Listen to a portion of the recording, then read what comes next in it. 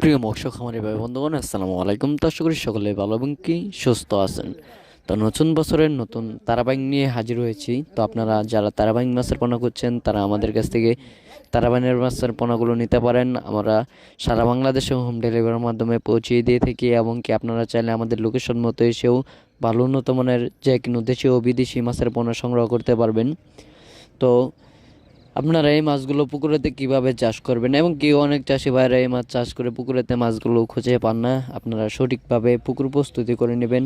আপনারা সঠিকভাবে পুকুর প্রস্তুত করার আগে আপনাদের পুকুরের যত সাইডে ময়লা আবর্জনা রয়েছে এবং কি পুকুরের যদি সাইডে কোনো গাছপালা থেকে থাকে তাহলে গাছপালাগুলো ছিটিয়ে নিতে হবে এবং কি পুকুরে বেশিরভাগ কাদামাটি হয়ে গেলে কিছু কাদামাটি কমিয়ে নিতে হবে। তারপর পুকুরে চুন এবং কি সার প্রয়োগ করে আপনারা এই মাছগুলোকে পুকুরেতে চাষ করতে পারবেন। তো আপনারা এর সাথে আপনারা মিশ্রভাবে বিভিন্ন বাংলা মাছ চাষ করতে পারেন, যেমন রুই, কাতল, সরপুঁটি, ব্রিগেড, সিলভার ক্রাব, গ্রাস কাপ। আপনারা যে কোনো বাংলা মাছের পোনাগুলো আপনারা এই মাছের সাথে চাষ করতে পারবেন মিশ্রভাবে।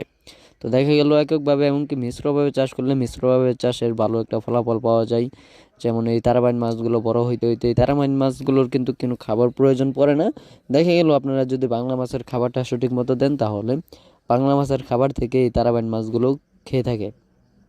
তো তার ফলে দেখা গেল অল্প খরচেই ভালো একটা মুনাফা আয় করা গেল এবং কি এই তারাবাইন মাছের পোনাগুলো কিন্তু বাজারে ম্যাচ মূল্য রয়েছে এবং যে কোনো বাংলা মাছের পোনাও কিন্তু বাজারে এখন ভালো একটা মূল্য রয়েছে, কারণ এখন সিজন প্রায় শেষ দিকে, তাই ভালো একটা মুনাফা আয় করা যায় যে কোনো মাছ চাষ করে।